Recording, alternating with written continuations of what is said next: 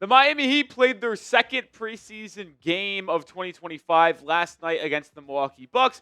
They lost, but I don't really care about results in the preseason. What I do care about is how the starting lineup looked again. Yes, there are some still players out with injury, but there are a lot of takeaways that we have, some winners, some losers, and we're going to look at the latest on this team after that game against the Bucks. But I do want to make you aware we are back live on the channel for another live edition of the Heat Report by Chad Sports. Watch parties are officially back. We'll be live on Wednesday, October 8th, 7:15 p.m. Eastern Time, 6:15 p.m. Central Time for Heat Spurs. This is our thumbnail, Jovic, Wemby. So if you want to tune in, subscribe, and don't forget that we're going to be live tomorrow. All right, the first winner is Norman Powell. And we're not going to have all winners. We're not going to have all losers. But Powell certainly made a large impression on Heat fans last night. It was a spotty first game on Saturday for Powell, but on Monday, he was absolutely cooking. He did not play in the second half, only played in the first half, but played in 16 out of 24 possible minutes, and boy, was he on fire from beyond the arc. He had 18 points in the first half, shooting 50% from both the field and from beyond the arc. When you watched Norman Powell last night, and if you did, you would know. If you didn't, let me try to tell you. He looked exactly like how you would have imagined him fitting into this Heat team when the trade was made in July. If you go back to the trade, I talked about it instantly on our reaction video, on our live stream, and videos to follow over the last couple of months on how I think he is going to impact this Heat team in such a positive way with his offensive creation and tough shot-making ability. That is exactly what he looked like yesterday. He is a dynamic shooter, a dynamic scorer, but the part that makes him such an awesome player to have on your team, especially with how he is progressing in his career right now, he is able to score without being selfish. He is an unselfish basketball player. He's able to score at these efficient rates while playing in the flow of the offense, off catch and shoots. Like, there are scorers in the NBA that score because of volume, that score because they have the ball in their hands the most and are ball stoppers. They don't move the ball. They ISO. They hold on the ball for 8 seconds in the shot clock and then put up a shot. That is not what Norman Powell does. He keeps the ball moving, relocates, hits his shots, gets out in transition, and leverages his shooting into drives, which collapses the defense for kickouts, or he can get to the rack and finish with a floater or at the rim. I loved what I saw from Norman Powell yesterday. And the Heat have a golden opportunity here. And I hate to bring this up, but there are two ways this season could go for Miami. There is a positive way, and there is a negative way. The Heat, with Powell, have a very interesting decision to make. Because if the Heat come out firing and playing out good early in the year, and then Herro returns in mid to late November, and they take that step forward as a top 5-6 team in the East, and are a playoff team, not a play-in team. Well, that's awesome. You can make the playoffs. Or Powell continues to play extremely well, like how he looked in that game last night without Tyler Herro. You pump up his trade value. You're a play-in team. You're not performing well. You trade him since he's an expiring contract for multiple second-round picks, or you might even get lucky and get a first-round pick. The Heat have a golden opportunity to either use Powell to get to the playoffs or flip him at the deadline and get draft capital for the future. But the point I'm also going to try to make here is that these four are dangerous. When I know it's only a small sample size, it's only been 2 preseason games, but when these four share the floor, Powell, Wiggins, Jovic, Bam, they look so comfortable together. Their strengths and weaknesses are masked by each other. Like, Jovic gets the best out of Powell and Wiggins offensively. Wiggins and Powell work really well together on the offensive, but I want to make note of this, the defensive end of the floor. And we know what Bam could bring to the table every single night defensively, and he looks really aggressive in terms of his ability to get to the charity stripe early in this preseason. It's going to be interesting to see who the 5th person is in that lineup in terms of starting and closing games without Tyler Herro. But we know it's going to be Herro when he returns in late November. But for the first month of the year, who is going to be that 5th guy? Probably won't be Jaquez in the regular season. We'll talk more about that later on in this video. But those four look really good playing together, really connected, really solid group right there. What is your biggest takeaway from last night? I think there are a lot of takeaways that we're talking about. I'm not going to give you my top one right now, but let me know yours. Pin comment on today's show. We're going to get to our first loser on today's show, and that is second-year center Kel'el Ware. I know you guys might call me a hater in the chat, but head coach Erik Spoelstra sees exactly what I've been seeing and is exactly the reason why I have been saying what I've been saying. One, he played until the game finished. He didn't really play that much in the first half, only about 7 minutes, but played 16 minutes in the second half and played until the buzzer sounded in that fourth quarter. Now, the raw box score will tell you that he had a really good game. He finished with 18 points and 13 rebounds, shot just under 50% from the field, and even shot 50% from three. But for the people who did not watch the game, there is nothing positive about this stat line. He had 4 turnovers, and it's preseason, but he did not impact winning. The Heat got outscored in the second half. They lost by 10. I said results don't matter, but I think it's telling that when he was on the floor yesterday in his 23 minutes, the Heat were a minus 21. And they got outscored by 14 in the fourth quarter. I mentioned it. Ware played until that buzzer sounded. And when you watch him play, you sometimes forget you're watching him play because he's not on his consistent effort. And the effort that he shows sometimes is so piss poor. Dude, you're in the NBA. You don't have a long-term secured contract. You're on a rookie deal. Show me some effort. Erik Spoelstra feels like that's the same thing. And this is what I've been trying to tell all y'all. Spo, after the game, asked about Ware, says there was a 3-minute segment where he actually impacted the game.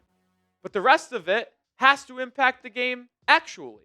I'm not looking at the stat line. I think everybody's looking at the wrong thing. It has to impact the game. Spo clearly wants more from Kel'el Ware. And as the host of this channel, I am trying to inform you. I'm trying to analyze the game.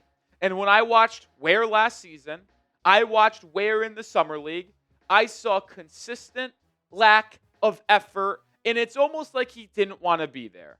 Hassan Whiteside-esque after Hassan got his bag from the Heat in 2016. I'm not comparing the two. Ware has an unbelievable amount of talent. But the consistent lack of effort that is shown from time to time, it's concerning. It is. And it's why you're probably going to see Nikola Jovic start. And it's why you're going to see Ware consistently have a short leash and maybe not see as many minutes as fans want to see at home.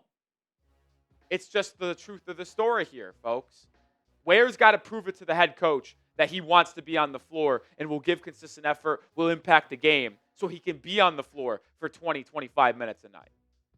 More coming, but this episode is brought to you by PrizePicks. You and I make decisions every single day. The right decisions on PrizePicks can get you paid. It's so easy. All you do is pick more or less on at least 2 player stats. If you get your picks right, you could cash in. How you play is up to you. If you want flexibility, choose the flex play where you can get paid even if one of your picks misses. And if you want the biggest payouts, go for the power play. No matter your play, PrizePicks is a great way to put your takes to the test. But also flexibility. You can choose how you play. You want to go season long? You want to go daily? You can. I have a season-long 3-pick power play for this upcoming year. I'm a B-Mill guy. I'm going more than 22 points per game. Dylan Harper, loved him coming out of the draft. Thought he was worthy of the number 1 pick. But just a crowded room in San Antonio. Is he really going to average more than 13.3 points? No, probably not. I'm going less there. I think Luka Doncic is going to be in the top 3 of the MVP voting this season. I think he's averaging 30. So I'm taking the more on his points per game at 29.1. Download the PrizePicks app today and use code CLNS to get $50 in lineups after you play your first $5 lineup. That's code CLNS to get $50 in lineups after you play your first $5 lineup. PrizePicks. It's good to be right. We just mentioned Nikola Jovic and how he is likely going to be a starter. Well, he has started the first 2 preseason games for the Miami Heat, and he is a clear-cut winner for this team through the first couple of preseason games. Once again, in this game, he looked like a man worthy of the $62.4 million extension that he inked him to just late last week. I mean, he was absolutely phenomenal last night. He played 23 minutes just like Kel'el Ware, but in contrast, when Jovic was on the floor, the Heat were a plus 12 in those 23 minutes.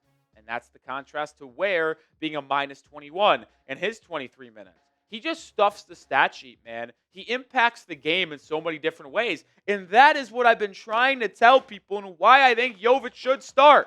He impacts the game in so many different ways. Is Ware a better rebounder? Yes. Is Ware a better rim protector? Yes. But every single thing other than rim protection and rebounding, Jovic is better in. But it's not like Jovic is some slack in terms of his ability to rebound. Spoelstra said he challenged Jovic after the first preseason game to be more involved on the glass, both offensively and defensively. How did he respond? 8 boards last night, alongside 9 points and 7 assists. Speaking of, those 7 assists came alongside no turnovers. Jovic is such an impactful and fascinating player. It's why I've been so high on him since the Heat drafted him in the 27th pick of the 2022 NBA draft. And it's why over the past couple of off seasons where we've had this channel, y'all have seen a lot of Jovic propaganda from yours truly. He has that ability to elevate everybody around him on the offensive end. Is there questions defensively? Yes, but I truly believe he is improving in that area, and you could see it in the way he's able to contest shots and switch on this versatile Miami Heat defense. When he has the ball in his hands, he makes things happen, especially in transition. Multiple times last night, he got the ball in transition, found shooters on the wings like Andrew Wiggins and Powell, and they knocked down a wide-open three-point shot while the Heat are playing this up-tempo offense. Then we saw him in transition lead a 2-on-1 where he found Jaime Jaquez Jr. for an alley-oop dunk. The kid is special. Just let him have the ball in his hands and play make, even in the half court. Let him run pick and rolls with Bam. Let him run pick and rolls with Kel'el Ware when those two share the floor. Let Jovic have the ball in his hands. Now, I do want him to attack more. He's not a perfect player by any stretch. I feel like sometimes he's a little bit too passive on the offensive end. He is 6'10", with long strides and long arms. If he drives to the rim, there are not many times where his defender is going to be able to stop him, especially when he gets a full head of steam downhill. I'd like to see him be more aggressive offensively, looking for his own shot. He does a tremendous job finding his teammates, but look for your own sometimes. I'll tell you what, though. Ben Simmons is a very fine comparison. What we thought Ben Simmons was going to be coming out of LSU as the number 1 overall pick is what Nikola Jovic can do. Like, we saw a stat line last night, 9 points, 8 boards, 7 assists. That is something I think we will see consistently from Jovic. Hot take, I think Jovic averages 6 rebounds, 6 assists this year. How many points? I don't know. But those assist and rebound numbers, I think they're coming up big time this year. Loser, Jaime Jaquez Jr.